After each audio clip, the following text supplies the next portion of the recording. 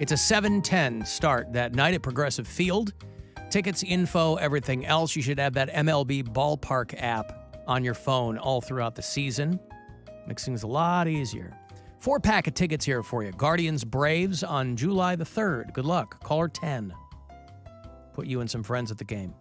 216-578-1007 or 800-348-1007. I met Alan. Did you? I gave him marijuana. Oh, great. The Alan Cox Show on 100.7 WMMS.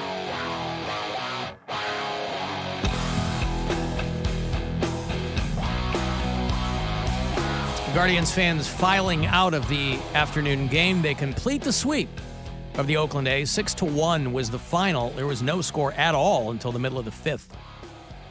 But the A's go to 19-58. Wow. They have not even won 20 games yet. Guardians just shy of 500, but they are right behind the Twins in the division, second in the division. Again, AL Central, not a killer division, but the Guardians are number 2. Still nobody able to touch the Tampa Bay Rays. They have 52 wins. So between the Oakland A's and the Kansas City Royals, a couple of teams are really scraping the bottom of the barrel. Who else is crapping the bed so far this season? The Nats in D.C., Colorado Rockies are not doing well. But the Guardians are right in there. And so 3 in a row against the Oakland A's. And they will stick around to host the Brewers this weekend. So again, that I can't stress enough how that MLB Ballpark app is very, very helpful for just keeping tickets on your phone and that whole bit. So tomorrow night, the Brewers will be in town. 7:10 is the first pitch here on MMS to get into the weekend. Comedian Jim Florentine will return to the show tomorrow. He's doing a show at the Winchester in Lakewood. So he'll be here tomorrow. Catch up with him. It's been a minute since he's been on the show. And what else? Next week, what will I have to give to you? I do like to get you prepped for what's coming. Tickets for Fall Out Boy and Go Get Me the Sunrise. Yeah. Is that what you call it? Go Get the Sunset. Go Get the Sunset, a.k.a. Bring Me the Horizon. Mary will be there. Yes, she will. That is Tuesday, July 18th out at Blossom. I'll have Fall Out Boy tickets for you. I will get you on the very last Alan Cox Show night on the Cleveland Funny Bus. Poundcake will host his first and last Funny Bus next Wednesday. Mary hosted last night. How was it? I heard it was a fantastic time. It was really fun. Yep. We had an absolute blast. Everyone was... Cutter Mike.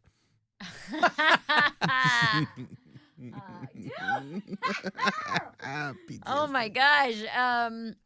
Yeah, it was fun. It was a good... Okay.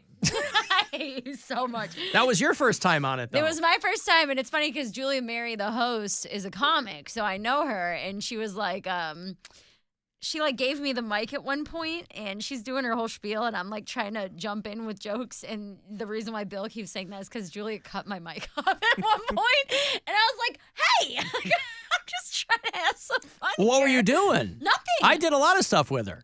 She was not letting me talk. That's Really? fine. Yes. She was like, hey, I kind of got my own thing that I like to do. I said, sure, no problem. So I like sat quietly and just enjoyed the But you ride got to for talk 10 to minutes. people at the Flatiron and... Yeah, we got Yeah. out at the halfway point and we were taking pictures. We had a lengthy conversation about foot pics with 2 very interested gentlemen. Oh, yeah. But they were like You interested. could crowdsource some interest right there on the bus. No, they wanted to know how to sell them. And they kept showing me their Not feet. Dudes? Yes. I was like, your feet are gross. Please stop showing them to me. I mean, they did have the go-to person hosting last night. Yeah. If they had questions about how they can... But yeah, it was fun. It was a really good time. We had a blast. It is a good time, isn't it? Yeah, it was cool. I was worried it was going to be like lame, only like Cleveland facts, but it was really really It's a fun. lot of fun. We had a good great time, yeah. Yeah, I would not lie to people. If it was fair to Midland, I would tell you. But next week, though, I will have passes for you. Poundcake, you bringing For your Poundcake. Poundcake, do you have anything planned Are for you bringing your boyfriend? I'll ask him if he would like to come. Yeah, absolutely. Will you have anything planned for the bus? Not off the top of my head. See, no. I think people will be, out of all of us, Poundcake has to prepare the least because people will be so happy to see him on the bus. Yeah, I'll just show up with my, big bright smile and my charisma and bouncing off the wall. I can have a drink too, right? I'm not forbidden. Yeah, Of from course, that. it's BYOB. Okay. You can bring whatever you want in there. I always just grab a couple of pops from Collision Bend because that's where it starts.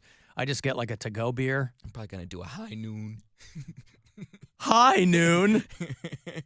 It's tequila and it's a tequila spritz. Yeah, they're rolling out the tequila high noons now, yeah. So passes to join Poundcake on. Now, again, Funny Bus, this is just kind of, next Wednesday is going to be our last one on it.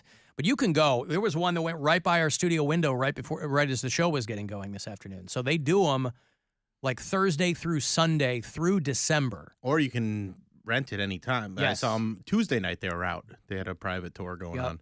So it's a lot. So anyway, funnybus.net, but I will have passes for you next week to join Poundcake. Also, if you want to go see Danzig at the Masonic Temple, I will get those set up for you. I'll have Cedar Point passes. And, of course, more Harley keys. We're handing out these keys for our Buzzard bike. It's a custom Harley that we're going to wrap the Buzzard, courtesy of Budweiser and MMS. But you got to win one of these keys, and that's kind of the way that you're going to qualify to hopefully fire this thing up and put it in your garage. So I will have your last key of the day in a little over an hour, around 5:40 is when I will have that key for you. R. Kelly says that he is scared to be in prison. Oh, he doesn't like being locked up. That's weird.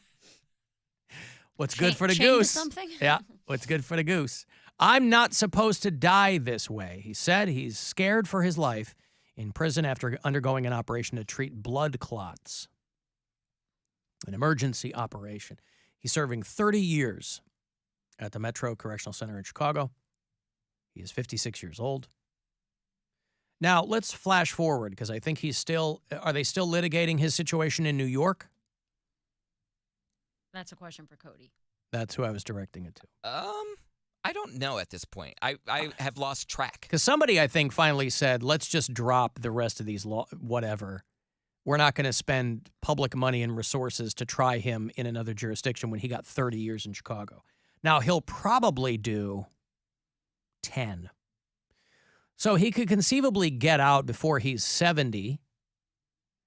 And I don't know if I'm alone in wondering what an old R. Kelly is going to do when he gets out. Is he going to go back to trying to make music? He'll have to. Is he going to be like Bitcoin there in Philly? Is he going to be an old guy? I mean, he might. I'm sure he's got his lawyers trying to make a case for getting him out early because of whatever medical conditions he's got. He's got a clot in his leg, or maybe he'll die in prison. I wouldn't be surprised at this point, whatever OnlyFans is by the time he gets out. I wouldn't be surprised if he started something like that.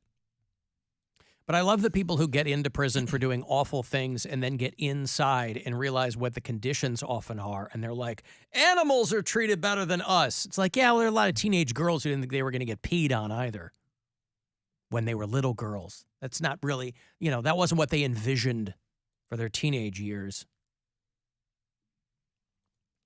So R. Kelly is complaining about the conditions there. And that is a rough spot, too, that MCC in Chicago. That he's not kidding. But it couldn't happen to a nicer guy, quite frankly. But he's pleading for people to consider if it was one of their loved ones in his position and being neglected behind bars. And I think the sympathy for R. Kelly is probably nil, probably hovering around 0.1%. But if you can, but a lot of lawyers, that's kind of the only play they have is to accuse the prison of negligence. I mean, you can keep those kind of lawsuits going all the live long day. He's not getting appropriate medical care and blah, blah, blah. Robert Downey Jr., if you recall, it's kind of a faint memory for a lot of people now, but he did a stretch in prison. Dax Shepard has a very entertaining podcast, and he had Robert Downey Jr. on. And he was talking about how you go back 20 years when Robert Downey Jr. was still very much an addict and an alcoholic. And remember when he fell asleep in a neighbor's bed or something? They woke him up and dude, you can't be here. Yeah. What are you doing, man? Was all that after Chaplin, or was Chaplin like his comeback thing? That was after Chaplin. After Chaplin. 'Cause Chaplin was like the early 90s. Okay. That was kind of his first major starring role where people are like, oh, he's a great actor. And then he kind of spun out of control after that. I think he like bounced back and forth because he did that movie Heart and Soul. Oh, right, where he talks to Sybil Shepherd's like his dead wife or something? He's got a bunch of ghosts helping him Yeah. save his relationship. And then things went downhill after that, for sure. So when Iron Man came around, and that's really what brought him back fully, Jon Favreau had to really go to the mat because the vibe was, No way. why would anybody want to take a chance on Robert Downey Jr.? We'd be lucky to even get insurance for the guy on this movie. And they really made a case for him, and it changed his life. But he talked about going to prison, and it was not a good time. Arguably the most dangerous place I've ever been in my life, because nobody is designated if they're a level 1, 2, 3, or 4. And you could just feel the evil in the air. And that was no trouble at all, because it was kind of like just being in a really bad neighborhood. And there was no opportunity there. There was only threats. And I remember walking out at one point when I popped out of my cell to go to the shower, and I didn't know it, but I was a little spun out, and I had my underwear on backwards. That put the entry area. It's an invitation, really. You Yes, wore 'em as an and I invitation. remember eliciting some strong chuckles and jeers from my fellow inmates. That's like really very valuable information. Poundcake, if you ever find yourself incarcerated, remember to put your underwear on correctly. I've already, again, anxiety is a crazy thing. You think about scenarios that may never happen, but if they happen, you want to be prepared. And I had thought about, if I ever went to prison, I would find the biggest guy there and be his bitch. It would be a means of survival. Oh, you're not going for I'm going to knock out No. the biggest guy. He's Cody's like, I'm going to gonna find the biggest guy and be seduce- like, hey, baby. He will immediately capitulate to whoever hits him up Yes. first. Yeah. I'm He's going to gonna be seduce his way to safety. That's exactly what he's going to Lights. do. It's not a I'm bad way Sipping to go. seductively Yes. in the 'Cause I'm saying, corner, in the commissary. Well, it comes to mind, like, do I want people to be doing this without my consent? Or do I want to do it to one guy and he can, rent me out for a pack of cigarettes? Or protect you. Rent me out. For protection. I mean, it's prison. It's not going to be, he can't keep me safe completely. But if someone does something that he doesn't like, I'm his property. And now they're offending him. So they're going to have to take it up with him. I'm his light-skinned vixen. So I'm going to be his bottom bitch. I'm not looking forward to it. I don't ever want this to happen. But if it happens and, I'm sitting on somebody's lap in prison and y'all His see pictures, vixen. mind your business. Wow, he's taking it to the nth degree. I've thought about this. I I don't mean, know why. a vixen is a female. Well, he's You're when you're in jail. I can grow my hair out long enough. I was going to say, he's playing the role to the hilt. I'll wear something tight for him. Again, I have to make him feel special. That's a part of your package. That's your Poundcake care package. And I didn't even think about the fact that I'm called Poundcake on the outside. You guys ruined it. So if I ever go, the guards are going to be like, you know what his name was on the outside, right? His name's Poundcake. And it's word's going to get around, and I'm going to be hurt. So, yeah. I just got to look cute. That's why I got to get my body together, because my jailhouse man is going to want me a particular way. And I have to fold his sheets and clean his walls and make Is that a sure. euphemism? Fold his sheets, clean his walls. Yeah. Clean his walls. He might want it. He might want some. They like to play house. They might want wifely duties. I'll tell you what. You listen to a little screed like that, and you might chuckle to yourself. But he has just created the best self-regulatory system ever for keeping your nose clean and not getting into trouble and walking a straight line. Because the scenario he's created for himself, what could be worse than that? I already talked to my boyfriend. He said he would wait. He said he would wait 6 years, and I was like, "You would hold me down for 6 years? 6 years. That would be See, about you guys the think limit." that Brian You and come out with I- your nether regions whistling Dixie. What is he talking about? You think Brian and I take hypotheticals to the next level? Cody's been with his boyfriend for 2 months and has already asked him how long he would wait for him if Cody went to prison. But He you doesn't guys even know where fight Brian went to about high it. school, and you haven't asked. You haven't gotten to that so important. How long would you wait for me if I was incarcerated portion of your relationship? I want him to come to the prison and put his hand on the glass, and I cry, and I will get some credit because they're like, "Oh, you got a white man on the outside." Like Jim Carrey with the know? nipple up on the window. You got a white man on the outside. So they would be like, oh, he got money, or his man to send me money. So I'm like, listen, I'm your plug. Y'all just need to be cool. Don't beat me up more than, you have to. Oh, you just made a mess. And I'll see if I can get you some cigarettes or something. My man got my back. He hold me down. But they got to be nice. Oh, thank you. Wow. But I don't want to go to Well, prison. I'm Mary, too scared. your mission, should you choose to accept it, is to have that conversation with Brian. Well, we had a Hey, similar if either conversation. of us were incarcerated, how long would we wait? A hypothetical came up in our family group chat about, I'm not even going to get into why we were talking about things, but it was a hypothetical about if my brother posed a question to me. This is the family group chat. My siblings, yeah. Your brothers and all the sisters and brothers. are Yes, in all this. 5 of Okay, us. Yep. My brother said, we were talking about splitting your finances. And my brother said, if Brian were to lose, this is why I said, if he were to lose his penis and his tongue and could not contribute to your relationship sexually, would you leave him? It's a valid question. And I said, no, but I would have a boyfriend on the side. Yeah, because everybody reflexively says no because they don't want to sound like a bad But I would have a person. boyfriend. I would have someone that I could sleep with. And he would probably agree to that. Well, I said that last But also, night at then what's the dinner. point? Like, what are you hanging on for? Because we were I arguing kinda over agree with what that, though. we were arguing over what quote unquote true love is, right? And it was all based in religion and whatever. So my brother is making this argument over true love being one thing, and he was saying if I were to even step out on that relationship, even if Brian could not contribute sexually, that I am not truly in love with him. And I was like trying to explain to my brother that there are extenuating circumstances.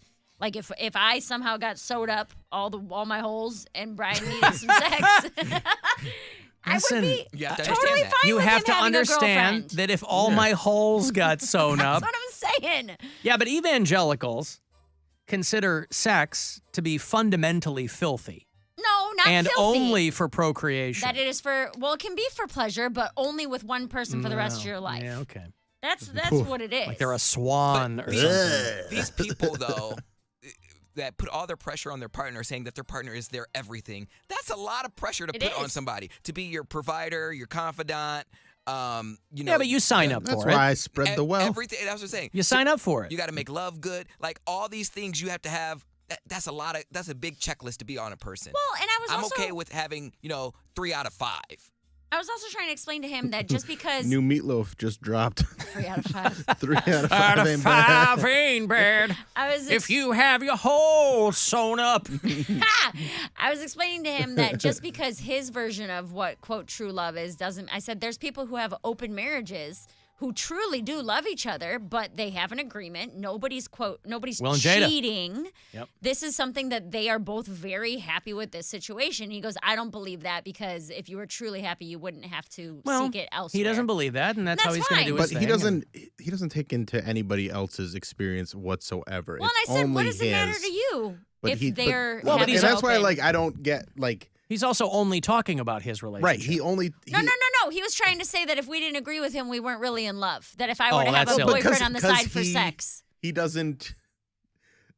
He's so frustrating, and I give you credit for still talking to him.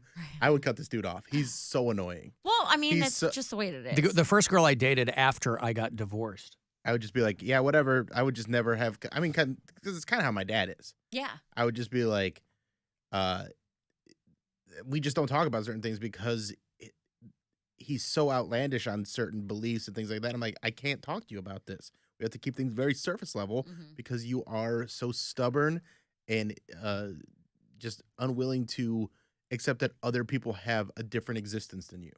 My first girlfriend after I got divorced said, if you break up, it means that you were never really in love. No.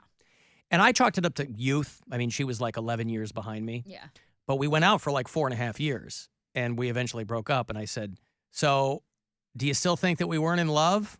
Right. And she's like, no, I was wrong. No. I was wrong. And then I go, you were like, I know. but I wasn't. Well, I no. wasn't in love. Take that. I just wanted to teach you a lesson. Well, no. We obviously were, but I was like, I knew you'd come around to figuring it out. It just, this was a bad way to come to that conclusion. A hard lesson to learn.